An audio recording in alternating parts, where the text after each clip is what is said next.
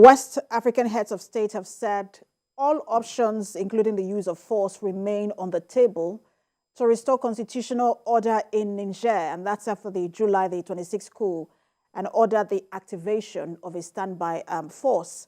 Thanks for joining us. This is Standpoint. I am Precious Amayu. Now, since the July the 26th overthrow of Nigeria's democratic leadership, the coup plotters have refused to relinquish power and release detained President Bazoum, ignoring an August the 6th deadline from Ecowas to reinstate him. As a result of ECOWAS, 15-member Economic Community of West African States, met in Nigeria's Abuja on Thursday for an emergency summit to discuss responses to last month's military takeover in Niger. That's after the coup leaders defied their earlier threats to use force to restore democracy. Now, another resolution in the deployment is the deployment of the ECOWAS standby force, and that's making a lot of people apprehensive. They say that that would restore constitutional order in the Republic of Niger, immediately followed by another that spoke of restoring such order through peaceful means. Again, it looks like ECOWAS said all options are on the table. Now, ECOWAS also pledged to enforce sanctions and travel bans on those preventing the return to power of democratically elected President Mohamed Bazoum. Like I said earlier, borders have been closed. Nigerians are apprehensive. People are wondering how long this is going to take, especially for those who live in border communities. It's also taking an impact or having an impact on Niger because there are sanctions, power cuts, border closure. All of these are affecting livelihoods and businesses. But let's look at what this means for Africa, what it means for ECOWAS, and then the international community. Let's bring in Professor of Africa Studies and Political Science, Tola Falola. He joins us in the studio. Good to have you join us. Thank you, Precious. All right, let's also bring in Global Affairs Analyst Colin Ziweke from Belgium. He joins us via Zoom. Good to have you join us. All right, so let's take a short break. We understand that I understand we have to take a short break to get in Colin Ziweke to the conversation. We'll be back in a moment. Stay with us. Well, let's get back to reactions to post-coup developments in Niger. Perhaps the first time in recent history we are seeing ECOWAS react swiftly like this and in strong terms. I still have in the studio Professor of African Studies and Political Science, Tola Falola, and then we'll have Colin Ziweke joining us now via Zoom from Belgium. But let me begin with Prof in the studio. Prof, you know, like I just said, it's perhaps the first time in recent history we're seeing this kind of reaction from ECOWAS, because this is not the first coup in West Africa, and in even recent history, not the first. Why is ECOWAS reacting in strong terms in this manner, and what do you make of his recent resolution? Thank you very much. Remember, they got involved in the Gambia. They threatened Burkina Faso, and they threatened Mali. But not with the use of force. But they threatened. And you know ECOWAS is still in the Gambia, trying to protect their president, the current president. They have not relocated the army. But in terms of how this is arranged, this is the most extensive, saying that if you don't return to democracy within 9-10 days, we are going to attack you. They've never done that before. And then a series of sanctions. They did impose sanctions on Burkina Faso and Mali, bear that in mind, which have not been lifted. But this is very extensive. But has it produced the results? No, it has not. It's yet to produce the results they want. And this recent resolution, do you think that, look, it will produce the result that they want? Well, because they put the wrong foot first. So in international relations and diplomacy, the use of force, the threat of force, we call it the nuclear option. You generally don't start with a nuclear option. Because once you do not carry out your threat, then you've discredited yourself. So they are now in a position in which they have been discredited. How they are going to move forward is problematic. Because they've ignored various dimensions. And there are going to be more coups, by the way. This is not going to be the last.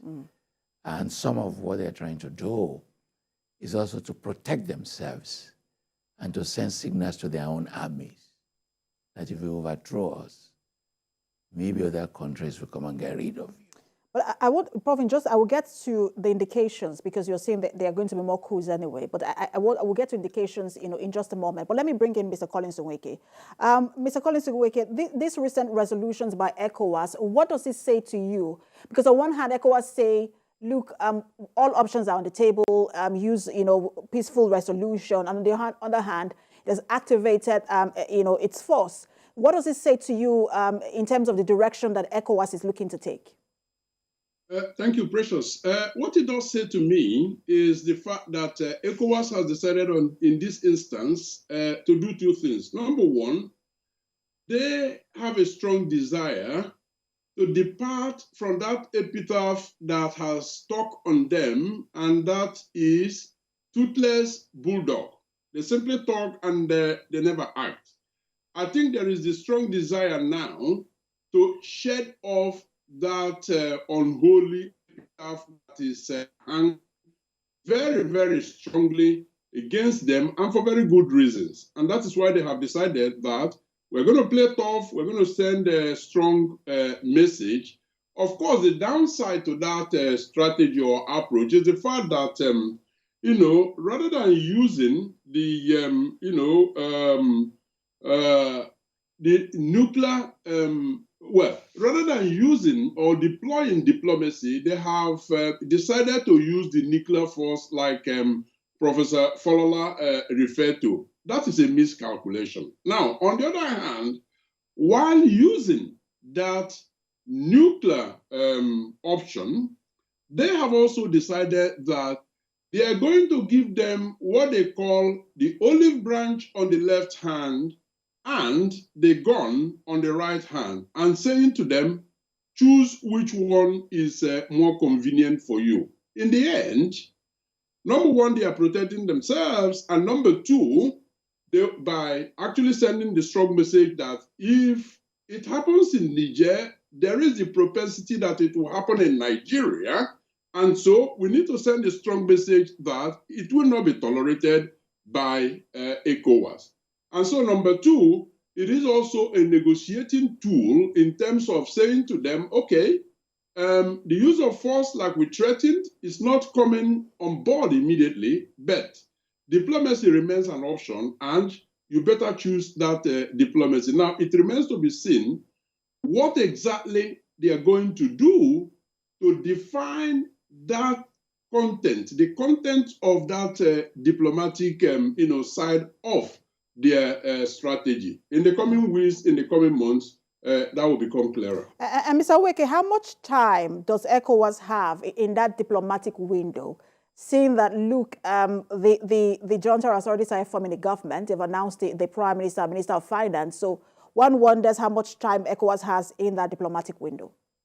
ECOWAS will not tell us how much window of opportunity they are giving to them to explore exhaustively the nuclear option. But from the reality on the ground, we are able to actually discern how long it is going to take. For a start, Nigeria, being the dominant economy within ECOWAS, Economic Community of West African country, is not ready.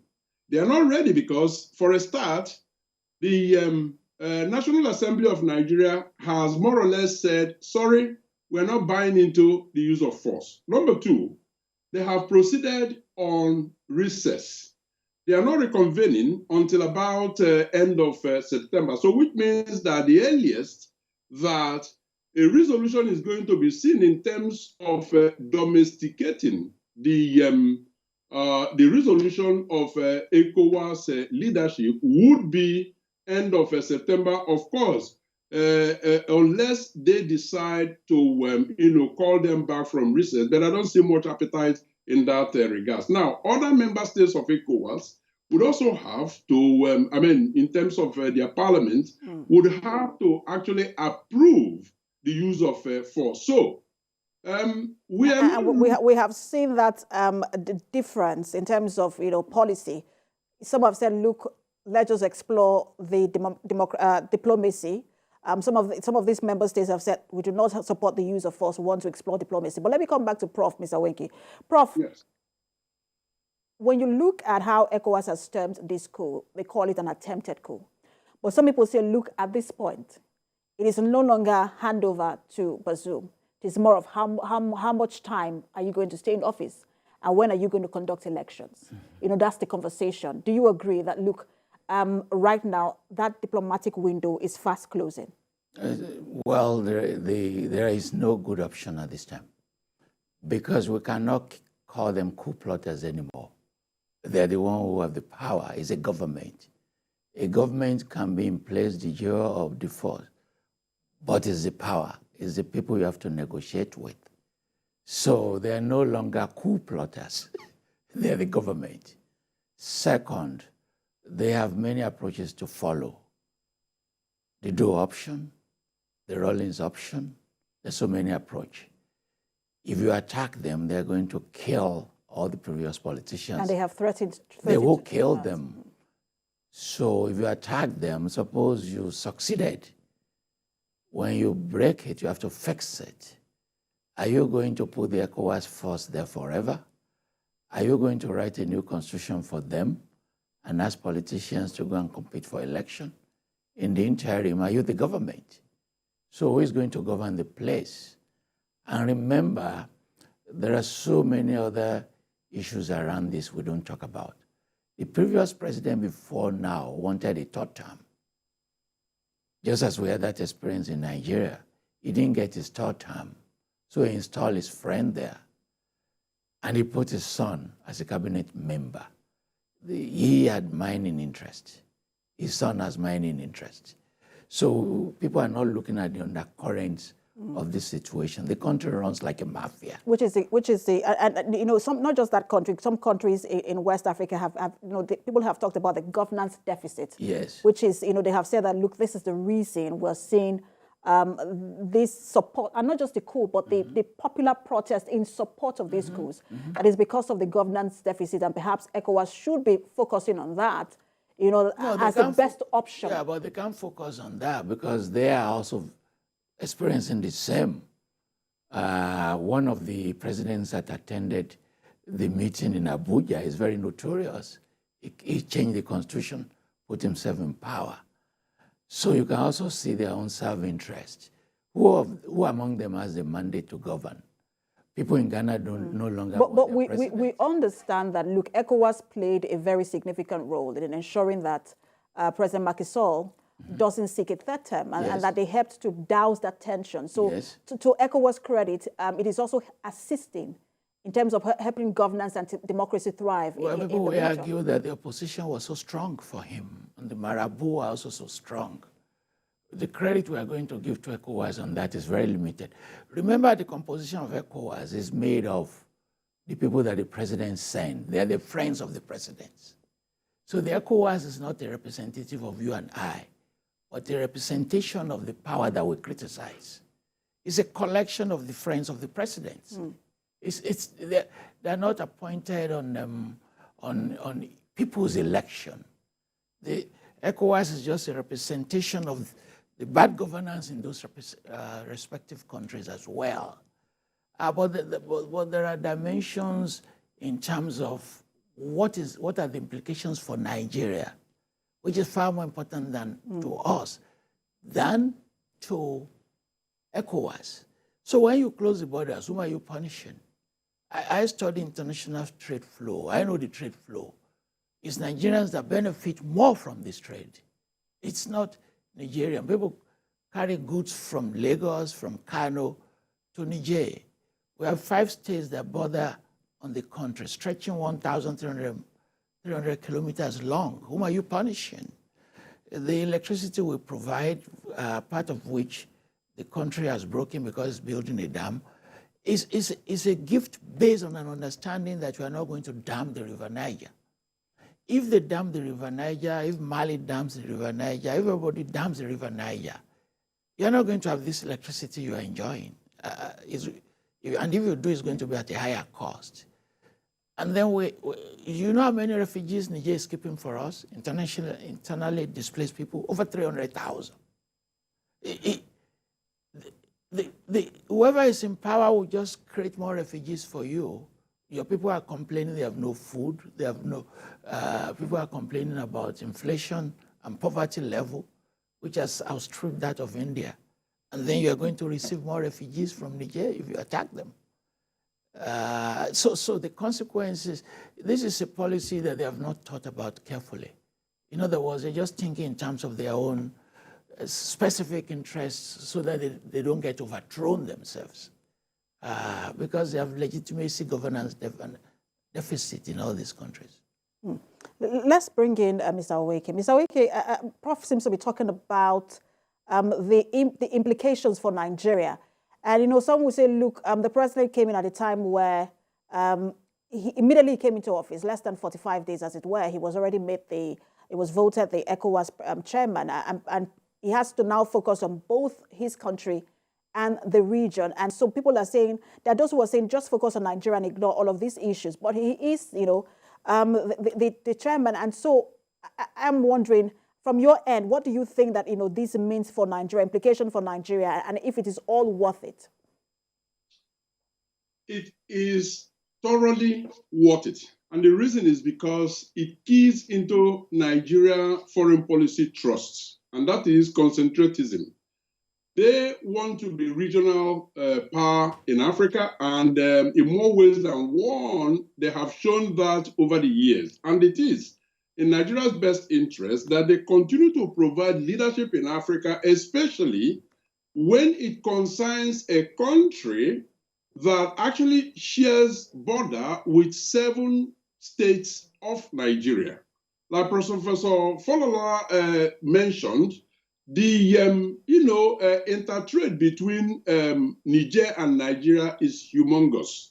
So it is in everybody's interest, as a matter of fact, that this is sorted out in the most amicable manner with minimal disruption to lives and livelihood, as well as trade and investment in that region. So yes, it is worth it. Now, on the part of President Bola Tinubu, I believe that they may have started off wrongly by sending Mr. Abdul Salem, the former Nigerian leader, as a delegate or envoy, whatever epitaph they want to give it, to Niger. They should have started lower, and I believe that in their desire to actually send a strong message protecting themselves, because as you know, we have talked about this several times in the past, Precious, that ECOWAS, just like AU, is a club of tired old men who are there for their own interests. So in their hurry to protect their interests, I think there was a very, very serious misstep by the delegation that they sent, rather than starting from junior officers who incidentally are classmates of these military juntas in Niger. They are on first name basis. And so they would have been able to prepare the table, set the stage for the big guns like Abdul Salem and the rest of them to come on board. Now, the window of opportunity they have now that they have known that the military juntas in Niger have ignored them, is now to take the time to begin to explore a more genuine way those diplomatic options that are still open to them. Now, the time when it was assumed that you can scare the those in charge in Niger with the threat of war, that time is gone and buried. That is not going to happen. So the second option is transitional arrangement, which is how long are you going to be there, and what plans do you have in place to install,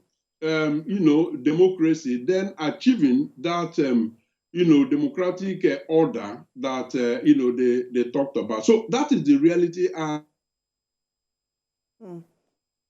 right, and we see that, some of these countries where, you have military leaders, Burkina Faso, Mali, and Niger, and now, almost like a coalition. And, it's funny because some have said, look, France perhaps also has to check its colonial legacy in Africa. When you look at some of these countries, they're all former French colonies in recent history. And, even since 1990, 78% of the countries where coups have happened have been, former French colonies. Prof, is this a problem of that legacy of French colonialism? So, when Haiti got its independence years ago, France imposed a yearly payment. And it was a few years ago that they just finished that payment. In other words, it bankrupted the first independent black country in the Americas. If we review the contract they signed with all these countries, they were very, very backward policies. You must use our army. We have the right to, you must use our currency. You must keep your reserve in our country. We have the right to station an army in your country, which they did. Take two examples. Mali has gold. It has no gold reserve. France has gold reserve. It has no gold. Niger has uranium. Other countries are saying, we can pay you 5 times more than what France is paying you, that we would convert some of what we are paying you into development money. No. The US has, I hope you are aware, one of the most extensive drone station in Niger. Niger has gold. So the young men and women, I know the place. In fact, a week before that coup, one of the ministers has asked me to convene a big conference for them on some of these issues. So there is anger, and it's part of the process of independence that was not completed years ago. A process that the young men and women want to be concluded in their favor. The time that you can, thanks to education, thanks to the internet, thanks to social media, the time that you can fool young men and women, that time is gone, because they know far more than people think they know. And they know the forces internal destroying their countries, and they know the forces external destroying their countries. So they're fighting two battles.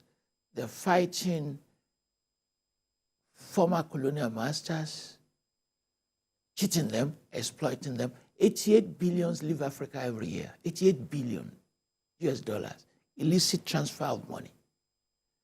And then the former president wrote a piece in Washington Post that they rely on 40% foreign aid. That is very insulting, because that foreign aid they give them is part of the money they've made from them. They will never give you their own money. It doesn't work like that. It's part of the scam of selling their products and giving them part of the profit and calling it aids to pretend as if they are contributing to their development. So we do not know how these things will unfold, but it's just more than what Ecowas is doing. Mm. But should Ecowas, Prof, just fold his hands and watch things unfold? And bearing in mind that, look, all of these countries and have, are members, these member states have signed the Ecowas protocols. Yes. And look, this is no longer about individuals. Yes. It is now about the institution, and that institution should be strengthened. Very and that's, good. first of all, democracy. The first thing is Ecowas should protect good governance and fight for democracy in all countries, not when we have a coup. Cameroon is ripe for a coup under Biya. Central African Republic is ripe for a coup. When you say ripe for a coup, because a lot of people will find that statement, a bit off, Prof. And this is why.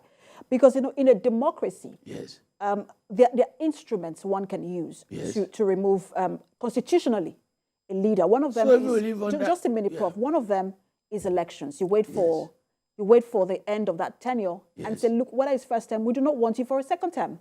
Another is impeachment. Yes. There are a lot of instruments people can use, yes, but not a coup, because some people will say, look, when you are, the legacy that military leadership leaves, yes, it takes years, yes, and it's even worse off when it comes to corruption. There are arguments that we don't need coups, right? But how do you remove Biya from power? So say, if you have 40-year-old in Cameroon, the only president you've known is Biya, who is in his 90s. So if Biya were to be overthrown today, people would just jump to the street in millions because he has not provided you with the opportunities to rid him of power. So ECOWAS has to worry about issues of governance in all these countries. That's preeminent. Arguments about poverty elimination. Arguments about the widening gap between the rich and poor. Because those are the conditions that lead to the coup. In the current case, some of the reasons are flimsy. Because, first of all, we are not sure that this man won the election. I hope you know that. Because the most popular candidate was not allowed to compete. There were fake charges brought against him. Remember, there was a coup 2 months before this guy was installed.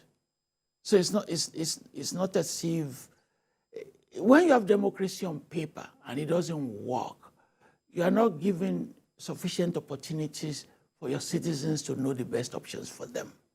So what should they do? Which we should focus upon. And they've done this before. Okay. They should have extracted a promise. We'll go back to democratic rule, the democratic rule in quote, very early, and convert them into a temporary transitional government to restore that democracy. They're not going to bring that guy back. That one is very clear to them. Remember, if you look at the list of ministers, if you look at the guy who overthrew him, he was his left-hand man for 10 years and that of his predecessor. So they have their own complicated internal politics and internal dynamics that fuel this. And Jamel, many of them, they've changed their uniform, they've changed their military uniform to a democratic uniform. They can say, okay, well, we're going to allow you to compete in the election.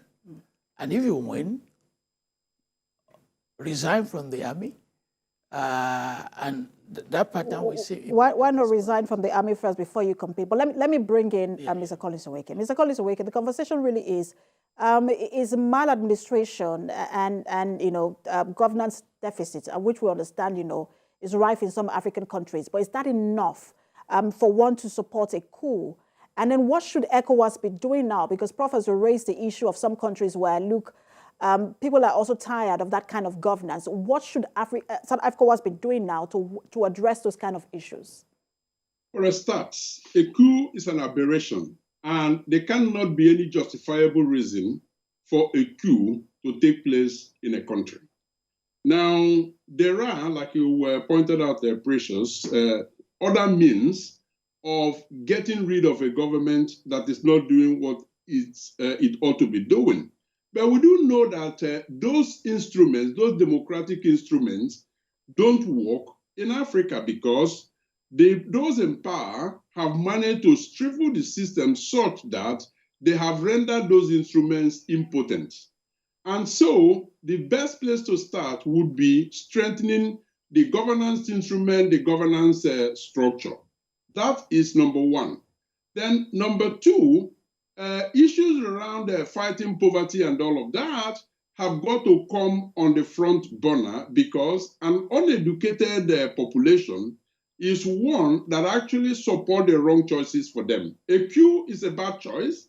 And when you see people in the streets of Niamey, Niger, actually waving the flag of Russia, welcoming them into Niger, that simply tells you that they are getting rid of an imperialist arrangement, which is France, and now are welcoming another imperialist arrangement. For Christ's sake, what tells you that Russia under Putin is going to be different from France under Emmanuel Macron? Especially with his expansion tendencies.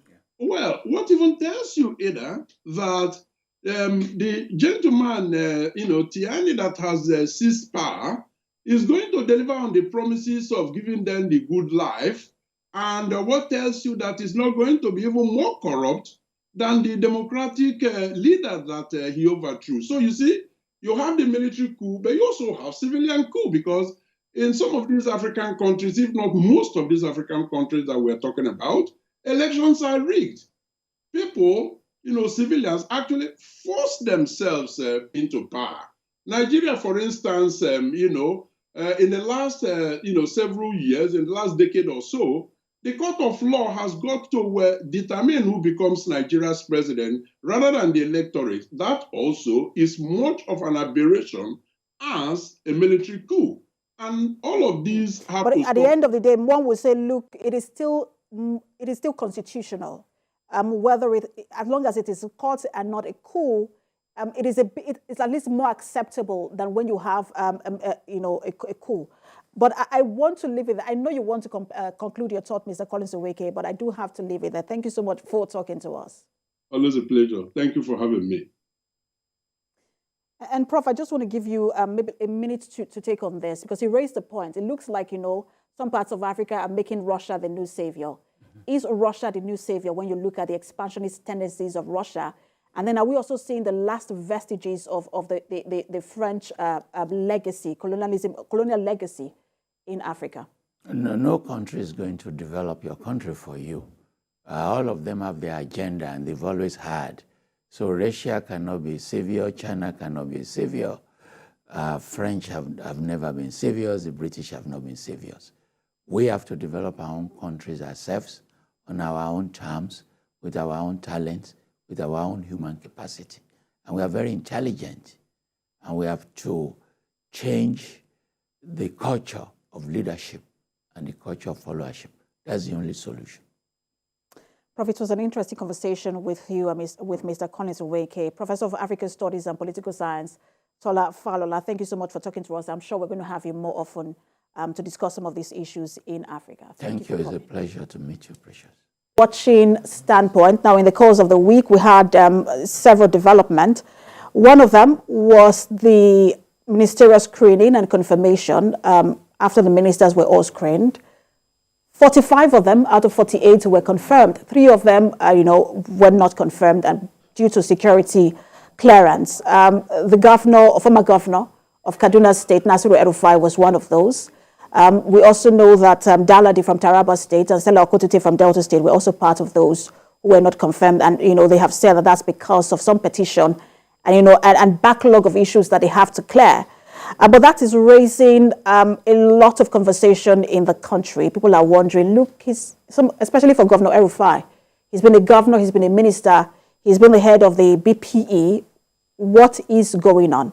Let's have this conversation. Let's bring in Andrew Emata, a constitutional lawyer and the immediate past commissioner for communication and orientation in Edo State. He joins us from Abuja studio. Good to have you join us. Yeah, thanks for having me. Good afternoon to our viewers. It's a pleasure to be here today. All right. So what's your thoughts on the developments around the ministerial screening, especially for the 3 nominees, that have not been confirmed yet? I think it's a good development for our democracy, because this is the very first time we'll find a situation where the Senate will turn back, names that, of course, these are names that ring bell, like the former governor of Kaduna State. Just as you have noted, there were certain concerns flowing from petitions that were written by Nigerians.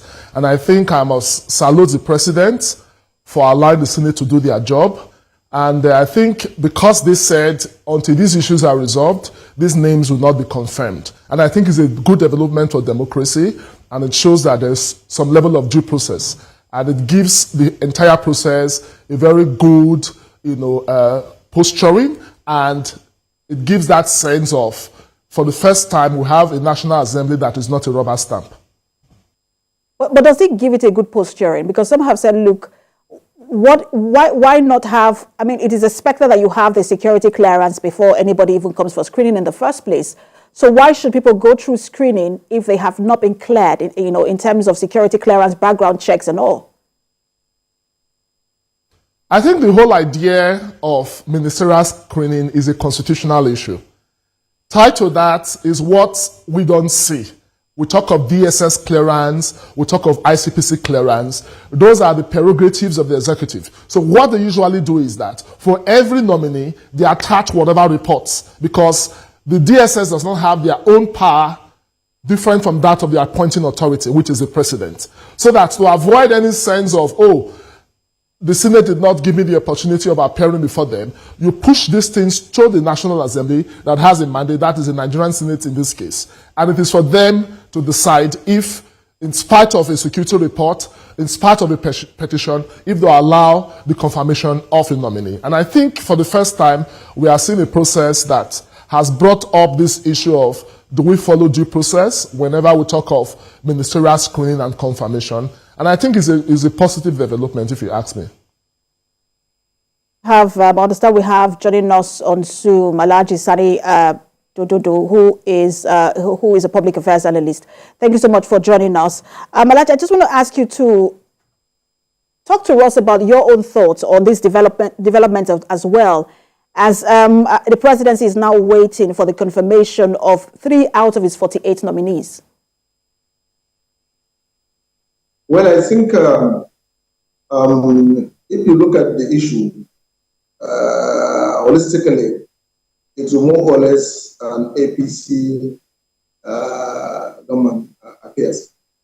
Now, if you look at the character of, or the political character of APC, compared with the political character of APC in the last government, it is almost on the same page, because the ministers that was submitted to the National Assembly after maybe splitting by the security agencies, be it ICPC and DSS. Now, the Senate continue with the screening, but though the issue is the capable or the personation of those who are screened as ministers. Out of 48 ministers that are screened, at least 46 or 46, 44, 46, they have one case or the other of corruption and petition written by their respective state where they come from. So it is maybe from bad to worse to me, what I have said. That is some of the nominees and the ministers. The other ministers who serve during Buhari, there are a lot of them who are better than the one that are not submitted by Tinubu. So I think it is also like an old wine is not put in the new bottles. So we are waiting to see what is going to come off maybe in the next 1 to 2 weeks. Yes. So some people have said, look, for someone like, because if you are a senator, if you've been in the National Assembly at all, that you take a bow and then you are asked to leave. That for someone like Nasiru El-Rufai, who has been 2-time governor, he has been a director in one of the agencies, that's the BPE. He has been the minister of the FCT. That one would have thought that, look, this would have been easy for him because he has been screened in that context before. So did this come to you as a surprise? Well, I think El-Rufai was even better than all those who were screened there. To my own rating, he is better in the sense of his performance in State Kaduna. But like I told you earlier, is a political character of APC. Both El-Rufai and those who are submitted there are all APC members mostly. So I think if I were El-Rufai, by my pronouncement, which I did earlier, like he did say that he is not interested, or he was not interested to be a minister. So I would not even avail myself with the screening and documentation. What I would do if I were El-Rufai, I would go to the Senate, even if I am to go there, in order to honor their invitation. I will go there and present myself. Now I will tell them that I thank Mr. President Tinubu and the you people who invited me to come for screening. But I would like to maintain my status quo that I have no interest in being a minister. And I thank you so much. Don't pack his papers and walk away. But he allowed himself to be ridicule, so many questions. And then after that, another cabal that is now set up in the presidency block him to investigation. That's why he's not coming back and say he wants to maintain his earlier statement, but even present another person instead of himself. If I were him, I will not present anybody. I will not accept the ministership position, and I will send to the Senate and the Mr. President Zamba and go out. But I will not allow myself to be ridiculed to the extent of going there for documentation and the screening. So to me, El-Rufai is one of the best people we have in the northern part of the country, but he has his own shortcomings as a human being. And if you look at the APC factor, well, I think he's a better person than the other people that is there in the list of the nominee. So I think there's so many interrogations there, so many questions, to El-Rufai, and then finally his eventual disengaging that he is no more interested in bringing somebody. To me, it's a slap on his face. Let me put you hold and bring Mr. Ivata into this conversation. Mr. Ivata, when you've listened to Dodo, he has said, look, if he were the one, if he were to be El-Rufai, he would have, just ignored altogether this nomination. Do you agree with that? And what's your thought on the fate of these nominations? Yeah, thank you. Though I didn't hear him very clearly, but I don't think the National Assembly have closed shop on the confirmation of these individuals, because what they said is that they will get further thoughts or further opinion from the security agencies, and essentially referring it back to Mr. President as the Commander-in-Chief for him to come to a final decision on that. And I don't know if the report is confirmed. It appears that the former governor of Kaduna has sort of conceded by saying that he would prefer to get an alternate nominee. And I think these issues will be resolved moving forward. But in all of it, it shows one thing, that we have a National Assembly that is up to its task, though we expected them to have done better in some instances, where we had people that could not answer questions properly. And I don't think that culture of telling former National Assembly members to take a bow, I think it's something we should jettison, so that it will be seen as an equitable platform whereby you don't treat somebody who, as a former National Assembly member, either Senate or House of Reps, differently from others. I think it's a bit discriminatory, because having gone through the National Assembly, one expects a high level of competence. And how do you test that competence if you don't allow them to go through that crucible of screening? But if you ask me, I think, well and good. Even the former Minister for Labour, Shaibu, was drilled. Under Section 67, Sub 2 of the Constitution, he was invited by the National Assembly in the past, and he didn't honor that invitation. And it was on the strength of that he was grilled. He was almost dropped until he now tendered an unreserved apology. And I think that is what it should be, so that your past misdeeds, you don't think you easily get away from it when you appear before the National Assembly for screening. But I think overall, the screening process, it's commendable, and we expect the president to quickly inaugurate his cabinet, because Nigerians are in a hurry to see the portfolios that will be assigned, so that these people can hit the ground running. The governor promised Nigeria a renewed hope. So Nigerians are hoping that we now see a performance of that. Mr. Amata, I want to quickly switch to a different conversation, because now that we have you, I want to explore this with you in a few minutes that we have left. So there is crisis, as we understand, or allegedly in the Edo State government. We understand that as we speak, the governor and the deputy governor are not on talking terms, and that's surprising for a lot of people. We've seen governors and deputies fall out before, but Governor Obaseki and the deputy governor Shaibu were seen as really close, because as it were, they have fought a lot of battles together. What exactly is happening? Yeah, I think it's rather unfortunate, because I have also followed and even spoken on the issue at different fora, and I have heard in the past in different fora where the governor will refer to his deputy as his younger brother, and the deputy will refer to the governor as his older brother. And it brings to mind one fact, that in politics, there are bound to be conflicts. It's how we manage conflicts that matters, because hearing the governor say that his deputy is planning a coup d'etat, and the initial court action filed by the deputy saying that the governor wants to impeach him shows that there is a crisis, and the buck actually stops on the table of the governor to put his own house in order, because Edo people elected both of them on the joint tickets, and in this joint ticket, you have a senior partner, which in this case is the governor. So I expect him to show leadership. It is not a time for us to be hearing all manners of tito-tattle. The deputy wanted some of the honorable members, or rather, the deputy wanted to decide who will speak up the House of Assembly, so that with that he will plan a coup against me. I mean, it is not a sign of leadership, because the buck stops at the table of the governor. Most of the things the deputy has complained about are in court. As a lawyer, I don't think it would be good for me to dabble into that. But in the process, one will want to offer the opinion by way of an advice for the governor to put his house in order. Because Edo should not be in the news for always bad reasons. We should try and, just a minute. Discard this idea of please just give me a minute. Because the people voted him to develop the state, and I think governance should not be punctuated by political crisis.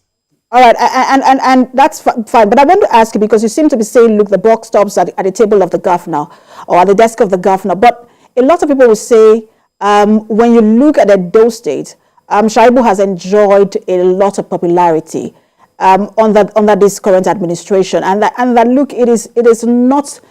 When you look at the structure in the country, it is not a normal thing for a deputy governor to enjoy that kind of popularity, that perhaps that also signals support. So why do you think that, look, the buck only stops at the desk of the governor, and that not the deputy governor to also try and make amends? The deputy governor has his own fault. I'm not, but in every house there's a father, right? If there's a crisis in the house, the father is the one that is called to action, because he heads the unit. So I ask this simple question. I think this thing has been out for a very long time, and I think it is proper for us to situate it. The deputy governor is a former NANS president. He's a two-time member of the House of Assembly, was in the Federal House of Reps. It was from there he picked the ticket to run with the governor. So I don't think it is right or fair for people to say it was the office that gave the deputy governor visibility. No, the deputy governor brought visibility to that office. And as such, it is because of his competence, the governor gave him certain responsibilities. So even if there are some issues internal to both of them, I don't think the governor should now take back these responsibilities. You agree with me that Bende Insurance was nowhere in the league table. It was the deputy governor that took them to the Federation Finals where they won, right? And as such, it is because of his competence. And I think that is what the governor should look out for. He's a young man with talent. He's a young man with energy. If he now decides that he wants to run for governor, the governor should not, on the basis of that, start winch hunting him. Because the same governor cried in 2020 that the former governor of the state, Adams Shomole, in the spirit of godfatherism, was trying to prevent his ambition. And I think this is a dramatic irony. It's history repeating itself. And elsewhere, I even did an analogy of the Shakespearean play, Julius Caesar. Because I have 2 minutes left. We have a Caesar, we have a Brutus. All right, Mr. Vata, just a minute. I have 2 minutes left. I want to give Mr. Dododo just 1 minute to weigh in on this matter. Mr. Dododo, you've heard what Mr. Vata said. What's your thoughts on the way forward in addressing this particular issue in Edo State? Not even in Edo, everywhere. Nigeria first, people first. Because they are there for the people. So their personal differences should not be as a yardstick, or should not be as a determining point to the detriment of the people of Edo State. They should understand they are serving the people. Therefore, they should not allow their personal misunderstanding to go and sabotage or deter the life and the people of Edo State. Therefore, they should come down, their own party should wade in order to tell them to stop this, let them focus their attention to the development of the welfare of the people. So I think that is my advice, that effect. The deputy governor and the governor, they are serving the people. They have to remember that people are there waiting, and people are suffering. They should come to the aid of the people and make sure that people are enjoying. Their personal differences should go there and determine their political party, so that it will be resolved there. But they should not use that as a tool go and start disturbing people or people and jeopardize. That is not acceptable, I think so. All right. Thank you so much for talking to us, Mr. Sani Dododo, a public affairs analyst and former chairman of the State's Emergency Management Agency in Kebbi State. And also, thank you so much for talking to us, Andrew Ematai, constitutional lawyer and the immediate past commissioner for communication and orientation in Edo State. Good to have you, gentlemen. For having me. I'm grateful to be here. Yeah. All right, that's where we leave it on Standpoint. We'll have more for you. Remember, you can watch a repeat broadcast rather at 11 p.m. and at 5 a.m. on Sunday morning. I am Precious Amayo. Thanks for watching.